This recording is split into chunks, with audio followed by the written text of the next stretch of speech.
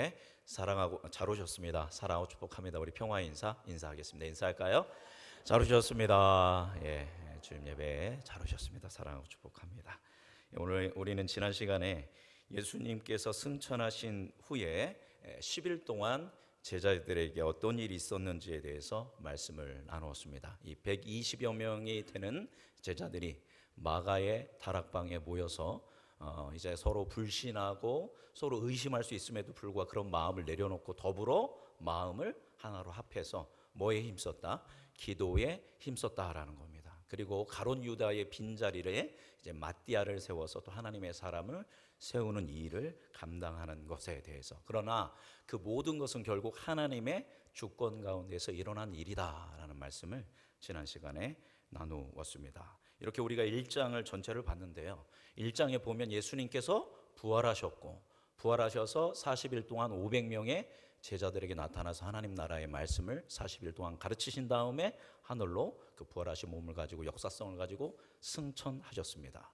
그리고 이제 며칠 동안 나머지 10일 동안 제자들이 온 정성을 다해 예수님이 약속하신 보혜사 성령을 기다리면서 전심으로 기도했습니다. 뭔가 무슨 일이 일어날 것 같은 그러한 기대감이 한층 고조되는 것이 이제 1장의 끝의 말씀입니다.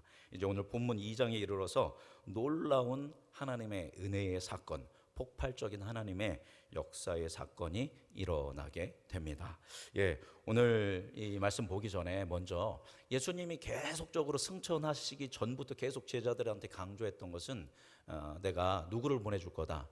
성령을 보내줄 거다. 뭐의 중요성을 계속 제자들한테 얘기하고 있어요? 성령 하나님의 중요성에 대해서 계속 강조하고 있습니다. 그렇습니다. 우리가 구원받는 길은 오직 누구밖에 없죠?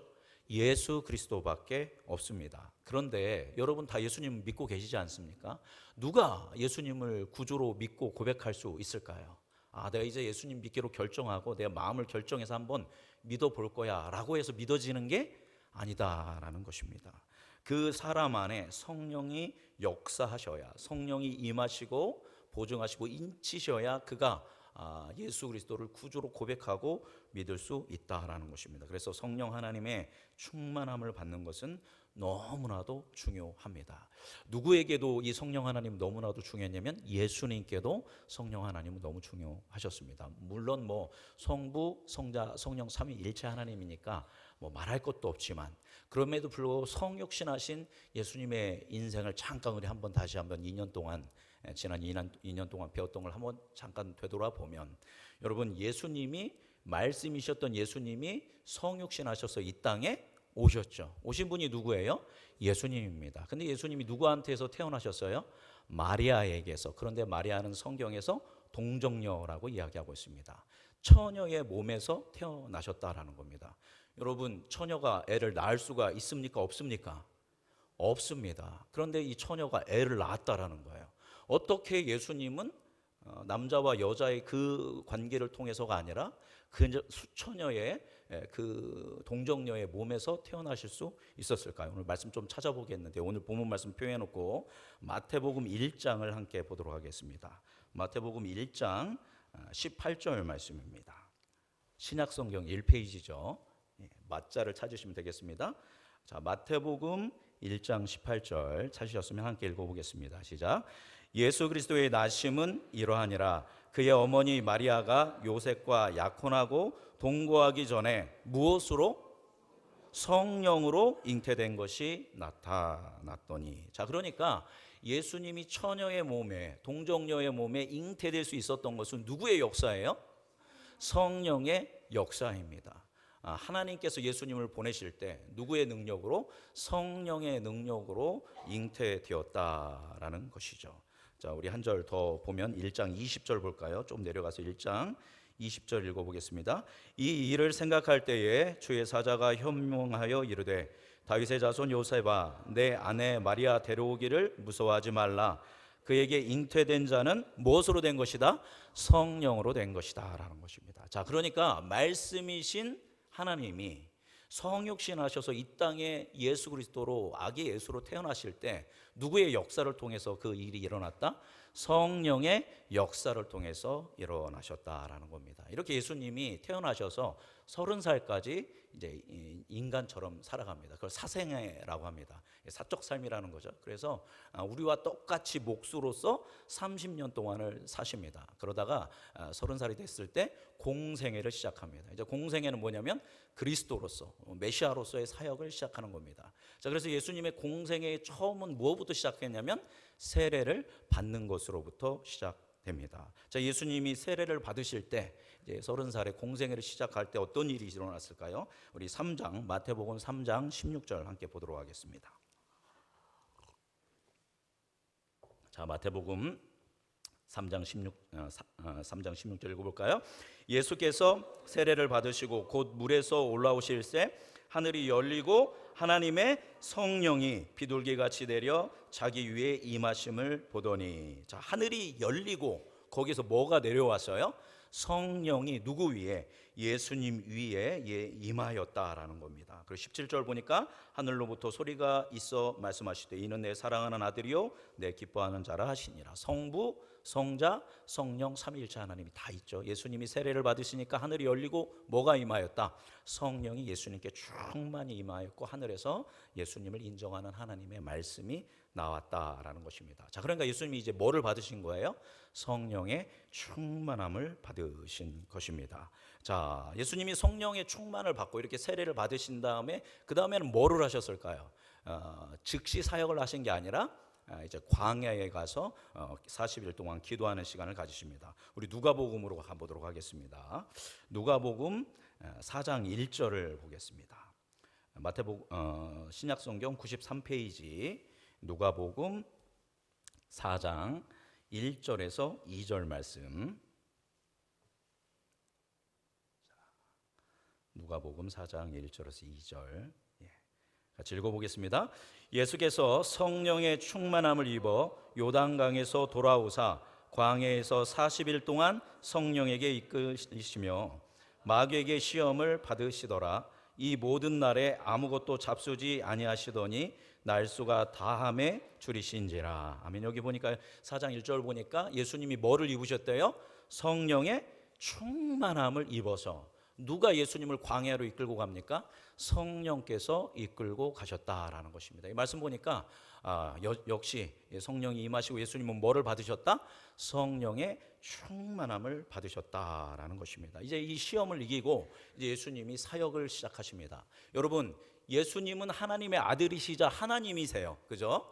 그런데 그는 근본 하나님과 동등되시는 분이시지만 그것을 모두 다 버려두고 그 영광의 자리를 내려놓고 뭐가 되셨어요? 저와 여러분과 동일한 뭐가 되신 거예요? 사람이 되셨어요. 그러니까 예수님은 하나님인 동시에 지금도 뭐세요? 사람이시다라는 겁니다. 여러분, 사람에게는 하나님의 능력이 있습니까? 없습니까? 없죠. 근데 예수님은 보니까 뭐의 능력을 바래요? 신적인 능력, 하나님의 능력을 바란다란 말이죠.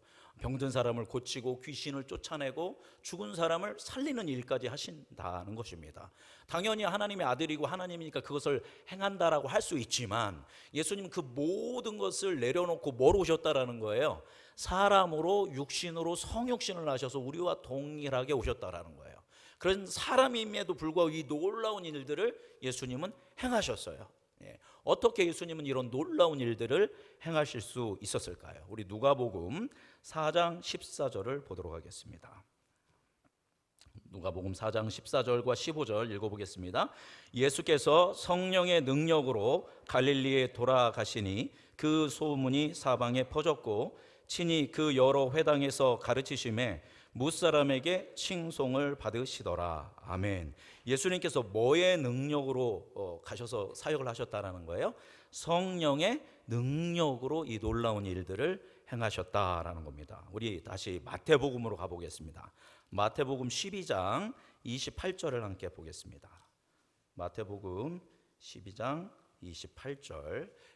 이제 바리새파인들이 예수님한테 야, 너 바알세불 지펴서 네가 귀신도 쫓아내고 기적을 행하는 거지? 라고 하면서 예수야, 너는 귀신 들렸다라고 공격할 때 예수님이 해주신 말씀입니다. 자, 28절 말씀 읽어보겠습니다. 12장 28절. 그러나 내게 하나님의 성령을 힘입어 귀신을 쫓아내는 것이면 하나님의 나라가 이미 너희에게 임하였느니라. 아멘. 예수님께서 뭐의 능력을 힘입어 귀신을 쫓아내신대요?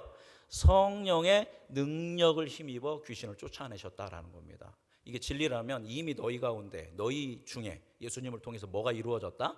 하나님의 나라가 이루어졌다라고 이야기하고 있습니다. 그러니까 예수님은 성령의 충만함을 받고 뭐의 능력으로 이 사역을 하셨다라는 거예요? 성령의 능력으로 사역을 하셨다라는 것입니다. 한 절 더 보도록 하겠습니다. 우리 사도행전 10장 38절을 함께 보도록 하겠습니다.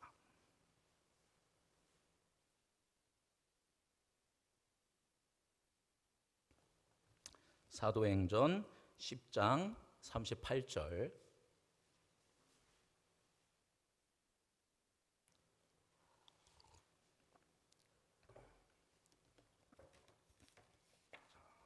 우리 찾으셨으면 함께 말씀 읽도록 하겠습니다. 하나님이 나사렛 예수에게 성령과 능력을 기름 붓듯 하셨음에 그가 도로 다니시며 선한 일을 행하시고 마귀에게 눌린 모든 사람을 고치셨으니 이는 하나님이 함께 하셨음이라. 아멘. 자, 예수님이 누구의 능력으로? 하나님의 능력, 성령의 능력으로 기름 붓듯이 하나님께서 부으심으로 선한 일을 행하시고 귀신 들린 사람들을 자유케 하셨다라는 것입니다. 자, 제가 만들어낸 말이 아니라 이 말씀을 보니까 복음서 이것저것에서 예수님이 누구의 능력으로 이 일을 행하셨대요? 성령의 능력으로 이 일을 행하셨다라는 것입니다. 물론 예수님이 하나님의 아들이고 하나님이신 것은 사실이지만 우리와 동일한 사람이라는 것을 우리가 알고 있는데, 그런 예수님이 이런 위대한 일들을 행하실 수 있었던 것은 예수님 안에 뭐가 충만히 임하였다?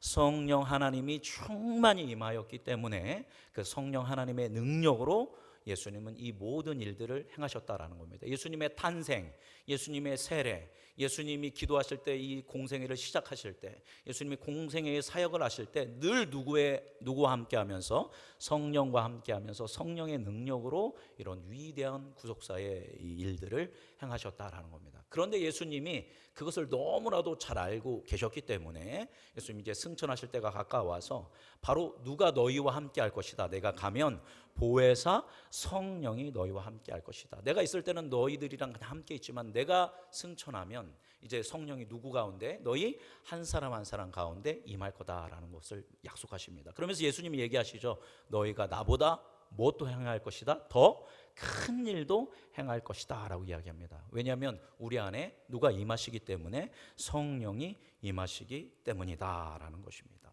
그 이전에는 성령을 제가 몇 번 말씀드렸지만 구약에는 지속적으로 계속 성령님이 모든 사람에게 있는 일이 없었습니다. 특별한 사람에게 특별한 상황 가운데 임하셨다가 떠나십니다.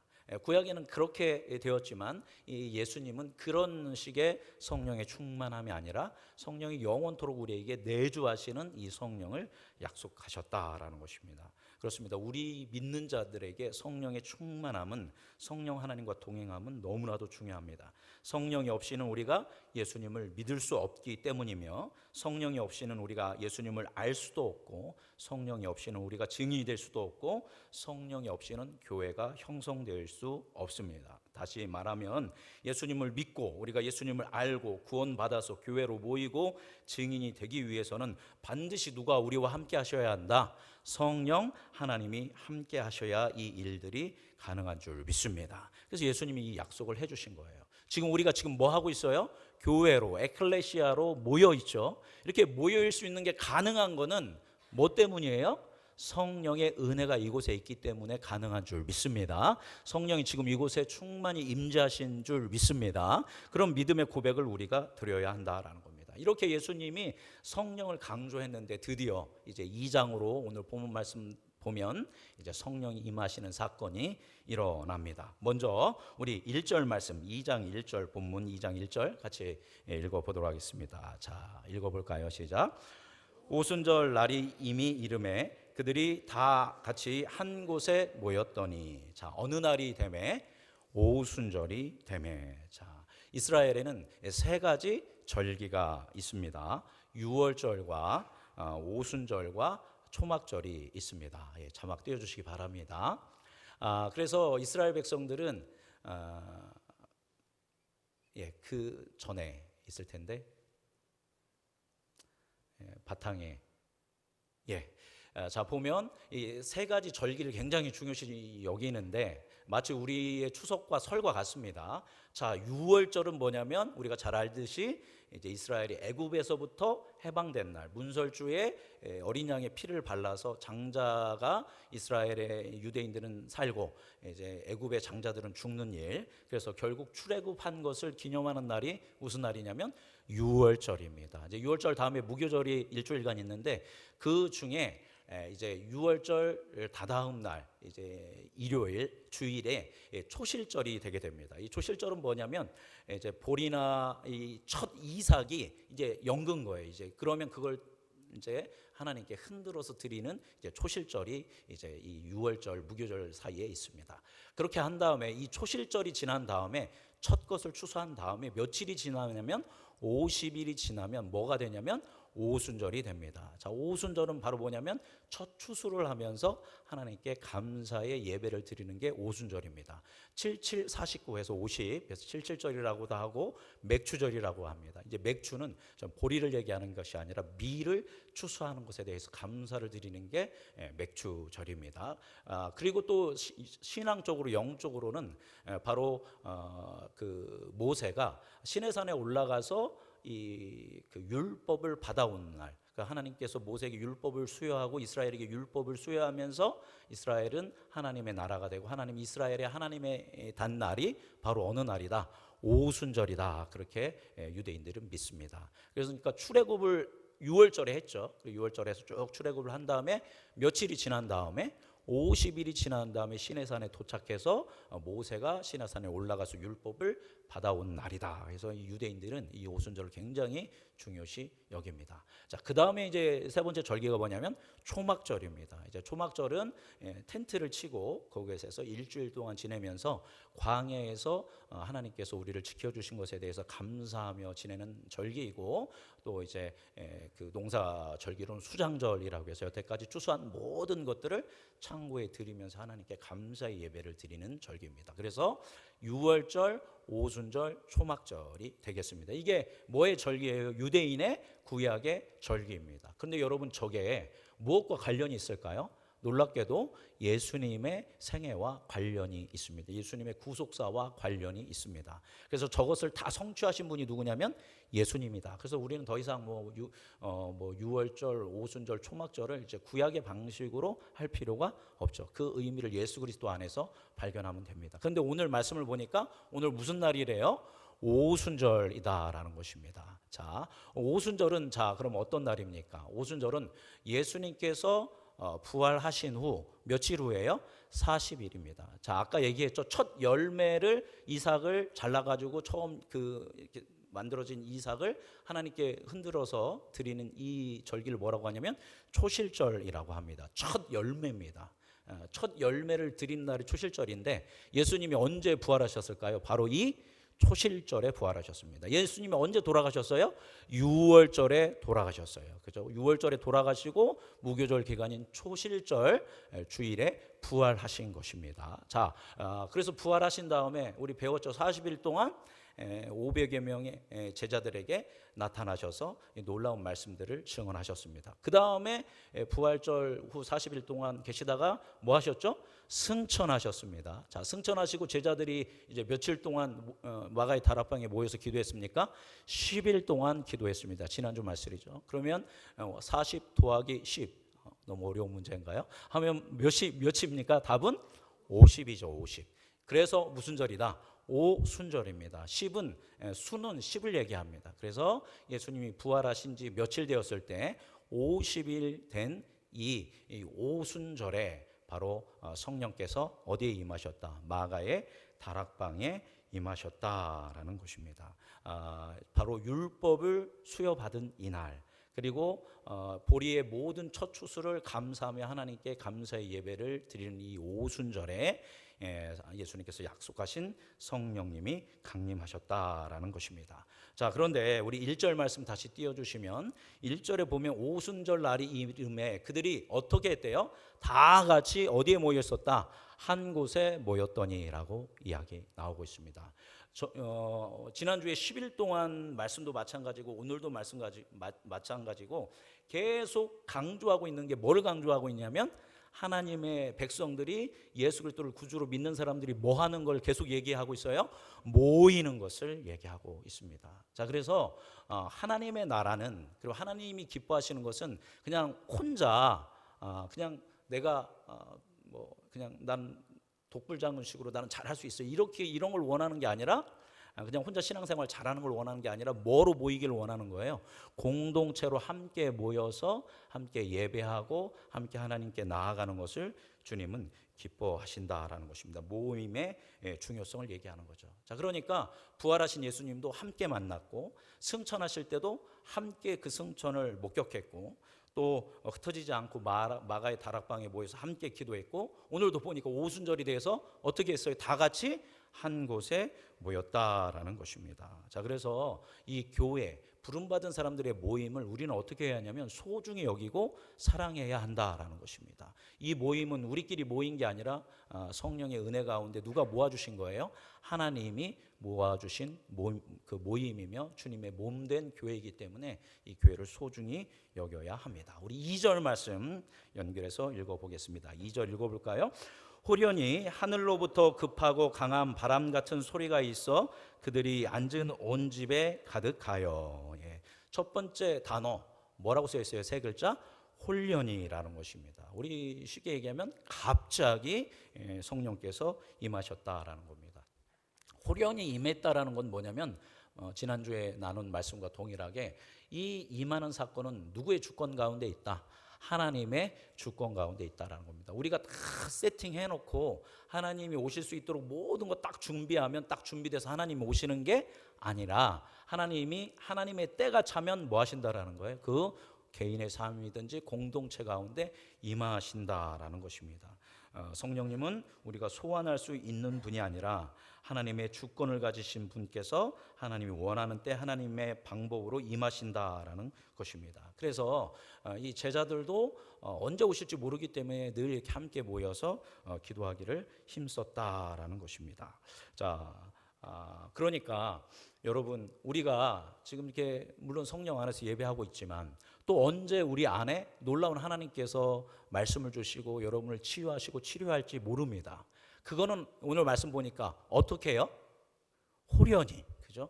호련히 하나님의 때가 되면 여러분 가운데 임하시고 역사하시는 줄 믿습니다. 제가 알고 있는 그 위대한 기라성 같은 영적 지도자 목사님들 보면 대부분 이런 예배에 참석해서 설교 말씀 듣다가 하나님을 만나는 경우가 많은 것을 볼 수 있습니다.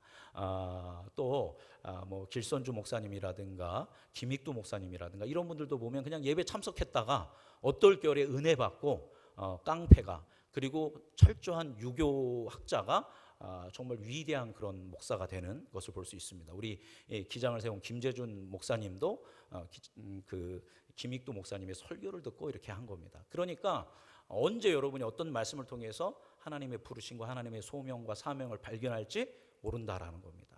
그래서 최대한 우리가 이 믿음의 모임 자리를 지킬 수 있는 여러분이 되기 바랍니다. 재밌는 그 기억 하나가 있다면 제가 대전에서 이제 전도사로 사역할 때 함께 잘 지냈던 동년배의 그 자매가 있었습니다. 지금은 이제 집사님이신데요.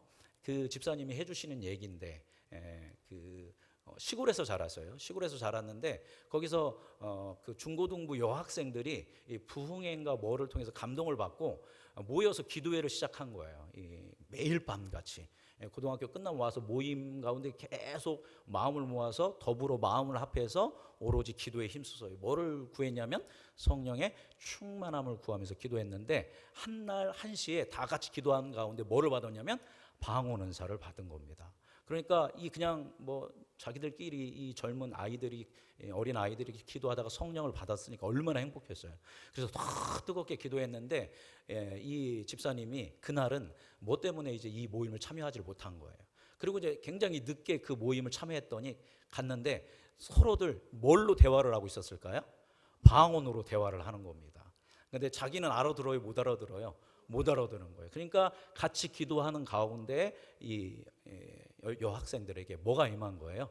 통변의 은사가 임한 겁니다. 그래서 자기가 그때가 너무 아쉽다고, 늘 참석하다가 그때 못 갔는데, 어떤 사정 때문에 못 갔는데 그때 갔으면 자기도 통변의 은사를 받았을 텐데 되게 아쉽다라는 얘기를 했던 적이 있습니다. 그래서 제가 그런 얘기는 처음 들어봐서 그냥 방언으로 서로 얘기하는데 자기는 못해서 이렇게 했다라는 얘기를 들어보고, 야 진짜냐? 정말이냐? 그러니까 내가 왜 거짓말을 하냐고, 정말이라고 이렇게 했던 기억이 납니다. 뭘 얘기하려고 제가 하는 이 이야기를 했는지 아시겠죠? 뭐 우리가 뭐 방언 은사 받고 통변 받고 그러자라는 얘기가 아니라 바로 뭐의 자리를 지키는 것이 예배의 자리, 기도의 자리, 믿음의 자리를 지키는 게 너무 중요하다라는 겁니다. 여러분이 한번 빠졌을 때 그때 어떤 일들이 일어날지 못한다라는 것이죠. 알지 못한다라는 것이죠. 그래서 호련히 갑자기 임하시는 그 주님의 주권을 인정하고 하나님의 때를 소망하면서 주님의 예배의 자리, 그리고 각 신앙적 모임의 자리를 소망을 가지고 기대감을 가지고 잘 지키는 여러분이 되기를 바랍니다. 그렇게 믿음으로 반응할 때 새벽 예배 시간을 통해서, 수요 예배 시간을 통해서, 또 구역 예배 시간을 통해서, 주일 예배와 오후 찬양 예배를 통해서 우리 가운데 여러분 한 사람 한 사람 가운데 놀라운 일들을 주님께서 행하여 주실 줄 믿습니다. 자, 그런데 호련히 어디로부터래요? 하늘로부터입니다. 하늘로부터. 사실 오늘 설교의 중점은 여기서부터 이제 시작되는데 벌써 시간이 굉장히 많이 지났습니다. 조금 빠르게 하겠습니다. 어디로부터 성령이 임했어요? 하늘로부터. 어디로 임한 겁니까? 땅으로, 아래로 임하였다라는 것입니다. 자, 여러분, 언제가 예수님의 생일이죠? 그냥 우리는 12월 25일, 이날을 무슨 날이라고 합니까? 크리스마스라고 합니다. 그러니까 이날은 어떤 날이에요? 하나님이 어디에서 어디로 오신 날이에요? 하늘에서 어디로? 땅으로 성육신 하셔서 인간의 몸을 입고 오신, 성령으로 잉태되셔서 이 땅에 오신 날이 바로 예수님의 생일인 크리스마스입니다. 자, 그러면 우리 음성중앙교회 생일은 언제일까요? 우리 주보보면 우리 교회 생일이 언제로 되어 있냐면 1947년 5월 4일로 되어 있습니다. 물론 우리 교회 지교회의 생일은 이날이지만 여러분 한번 맞춰보십시오. 우리 음성중앙교회 생일, 온 세계 교회의 생일은 어느 날일까요? 네, 예수님 생일이죠. 자, 교회의 생일 한번 맞춰보세요. 맞습니다. 오순절입니다. 오순절, 그죠? 오순절에 오늘 보니까 호련히 하늘로부터 누가 오셨어요? 성령이 오셨다라는 겁니다. 성령이 모든 사람들에게 임하고 그때부터 뭐가 시작되어지냐면 교회가 시작된 겁니다. 그래서 모든 교회의 생일은 언제다? 오순절입니다. 그런데 이날은 누가 오신 날이에요? 크리스마스 성탄절은 누가 오신 날이다? 예수님이 오신 날이에요. 그러면 성령님이 오신 날은 어느 날이에요? 오순절입니다. 여러분 안에, 제 안에 누가 계세요? 성령이 계십니다. 이 성령님이 이 땅에 오신 날은 어느 날이에요? 오순절이라는 겁니다. 무슨 말씀인지 알겠죠? 바로 이와 같이 오순절에 성령 하나님께서 예수님의 약속하신 대로 하나님께서 보내심을 받아서 이 땅 가운데 오신 날이 오순절이고, 그래서 성령의 충만함을 받은 사람들이 믿음으로 주는 그리스도시요 살아계신 하나님의 아들이고 나의 구원자입니다 라고 고백하는 사람들이 모이기 시작했어요. 그 모임을 에클레시아, 뭐라고 한다? 교회라고 한다라는 겁니다. 이건 제 얘기가 아니라 신학적으로 모든 사람들이 다 얘기하는 겁니다. 그래서 교회의 생일, 성령님이 이 땅에 오신 날은 어느 날이다? 오순절이다라는 것입니다. 여러분, 이것은 놀라운 기적이고 놀라운 은혜의 말씀입니다. 제가 말씀드렸습니다. 세상에서 가장 큰 기적은 뭐다? 예수님이, 하나님이 성육신하신 날, 인간이 된 날은 이건 말도 안 되는 날이에요. 그러니 이건 놀라운 기적이고 놀라운 우리에게 구원을 주시기 위한 하나님의 은혜의 사건입니다. 근데 그 예수님은 우리를 위해 죽으시고 부활하시고 그 다음 뭐 하셨어요? 승천하셨습니다. 그리고 이제는 어떻게 하실까요? 다시 오실 거예요. 그런데 지금 우리 안에는 누가 오셨어요? 성령이 오셨어요. 어디에서 오신 거예요? 하늘에서 이 땅으로, 이곳으로 임하셨다라는 겁니다. 즉 이제는 아예 예수님이 어디 안에 내주하고 계세요? 하나님이, 예수님의 영이시자 하나님의 영이신 성령이 어디에 내주하고 계세요? 우리 안에 내주하고 계시다라는 겁니다. 여러분, 저도 마찬가지고 여러분도 마찬가지고 한번 여러분 스스로를 보십시오. 우리가 얼마나 거룩합니까? 우리가 얼마나 깨끗합니까? 우리가 얼마나 착합니까? 우리가 얼마나 정의롭습니까? 사실 그렇지 않잖아요. 그죠? 우리는 욕심도 있고 때로 비겁하기도 하고 또 거짓말도 부리고 때로 분내기도 하고 미워하기도 하고 오해하기도 하고 증오하기도 하고, 그게 우리이지 않습니까? 근데 그런 우리 안에 누가 오신 거예요? 성령 하나님이 오순절에 강림하셔서 우리 안에 내주하셨다라는 것은 제가 생각했을 때는 무엇만큼? 예수 그리스도의 성육신만큼 위대한 사건이며 놀라운 은혜의 역사적인 사건인 줄 믿습니다. 그래서 한 목사님이, 제가 존경하는 목사님이 이 말씀에 대해서 설교하면서 그런 얘기를 하십니다. 여러분 안에 성령이 계시죠? 여러분 안에 성령이 떠나실까요? 안 떠나실까요? 안 떠나신다라는 겁니다. 예를 들어서 예수님이 하늘에서 이 땅으로 오셔서 성육신 하셨죠. 자, 제자들과 3년 반을 사셨습니다. 제자들이 잘했을까요? 못했을까요? 잘할 때도 있었습니다. 근데 말도 안 되는 소리 할 때도 있었어요. 예수님이 야, 어떻게 말도 안 되는 소리하고 이렇게 욕심 부리고 누가 큰 자냐 이런 거 갖고 싸우고 나 니들이랑 같이 안 있을래 하면서 예수님이 떠나시나요? 다시 하늘로 올라가시나요? 안 그러시잖아요. 계속 제자들과 뭐 했어요? 함께 하셨다라는 거예요. 제자들의 연약함을 알고도 그들과 동행하면서 그들을 감싸 안으시고 그들을 제자 훈련시키셨던 분이 누구예요? 예수님입니다. 오순절날 동일하게 성령님도 이 땅 가운데 임하셨고 예수 그리스도를 믿는 모든 사람들의 삶 속에 내주하시고 동행하신다라는 거예요. 우리가 죄를 짓는다고, 우리가 어떠한 문제가 있다고, 하나님이 기뻐하시지 않는 일을 한다고 해서 성령이 아예 우리를 떠나시지는 않는다라는 겁니다. 성령은 우리 안에 내주하시면서 우리가 회개하도록, 우리가 돌아오도록, 우리가 예수 그리스도 안에서 바로 서도록 말할 수 없는 탄식으로 이 시간도 뭐 하고 계세요? 기도하고 계신 분이 누구시다? 성령 하나님인 줄 믿습니다. 그러니까 이게 은혜의 사건이고 위대한 놀라운 하나님의 역사인 줄 믿습니다. 예, 좀 말씀이 어려운가요? 별로 감동이 없으신 것 같아요. 예, 진정으로 그 하나님께서 우리의 연약함에도 불구하고 내주하시고 함께 하시는 이 놀라운 위대하신 사건. 그래서 다른 종교는 대부분 보면 누가 누구를 찾아가요? 사람이 하나님을 찾아갑니다. 하나님을 찾기 위해서, 하나님을 만나기 위해서, 득도하기 위해서 참선을 하기도 하고 또 여러 가지 고행과 수련과 수행을 하기도 합니다. 근데 여러분, 기독교는 우리가 막 찾아가고 막 하나님을 찾고, 물론 그런 면이 없다라는 게 아니에요. 그런 종교가 아닙니다. 우리 기독교를 종교라고 말하기도 그렇지만 우리 기독교는 계속 누가 찾아오시는 거예요? 하나님이 계속 여러분을 찾아오세요. 계속 하나님 여러분의 마음 문을 뭐하고 계세요? 두드리고 계시다라는 겁니다. 누구든지 마음의 문을 열면 주님과 함께하고 더불어 함께 영원한 삶을 살 수 있게 된다라는 겁니다. 하나님께서는 구약의 시대 선지자들을 통해서 계속 말씀으로 다가오셨고, 이제 신약의 시대 때 예수님이 성육신하셔서 이 역사 속으로 들어오셨고, 지금은 무엇을 통해서? 성령 하나님을 통해서 하늘에서 이곳에 내려오셔서 우리와 동행하시면서 우리 삶 가운데 실제적으로 역사적으로 침투하시고 놀라운 은혜의 사건을 이루시면서 우리를 구원의 세계로 인도하시는 분이 우리 구주 하나님인 줄 믿습니다. 우리 주 성령인 줄 믿습니다. 자, 그래서 오늘 이제 설교 말씀 제목 보니까 같이 설교 말씀 읽어보겠습니다. 시작. 오순절 호련히 하늘로부터. 아멘.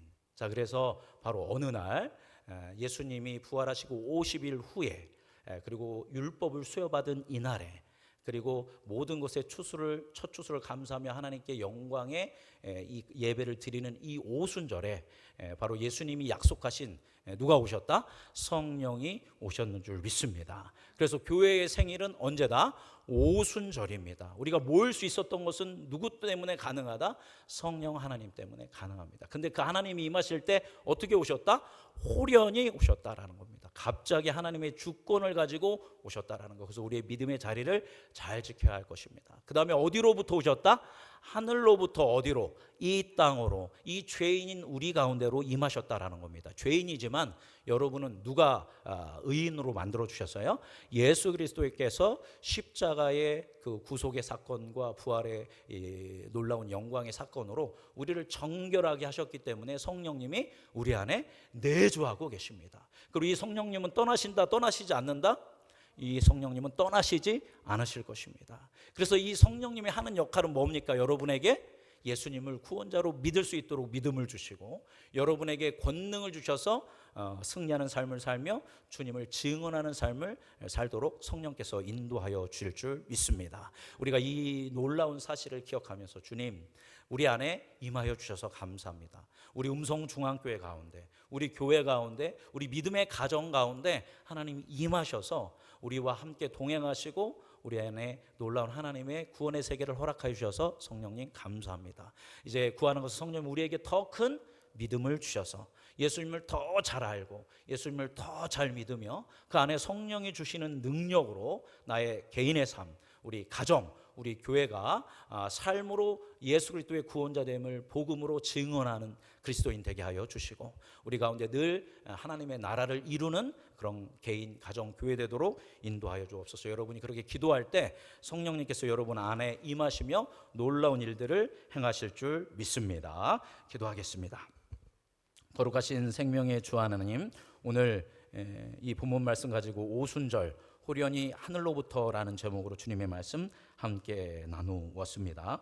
너희가 악할지라도 좋은 것을 자식에게 줄 알거든 하물며 너희의 하늘 아버지께서 구하는 자에게 성령을 주시지 않겠느냐. 하나님, 이 말씀을 붙들고 기도하오니 우리가 구하고 찾고 두드리오니 우리 안에 계신 성령님 우리 안에 충만히 임하시고 역사하여 주시고 하나님, 우리가 믿음의 눈을 열어 우리 안에 내주하시며 우리의 삶 가운데 역사하시는 성령님을 바라보며 성령님과 동행하며 그 성령님의 권능 가운데 성부, 성자, 성령 하나님의 은총 가운데 하나님 믿음으로 승리하는 삶을 사는 우리 음성중앙교회 모든 성도님들 되도록 인도하여 주옵소서. 우리의 삶을 그렇게 인도하실 사랑이 많으신 예수님의 이름으로 감사하며 기도드립니다. 아멘.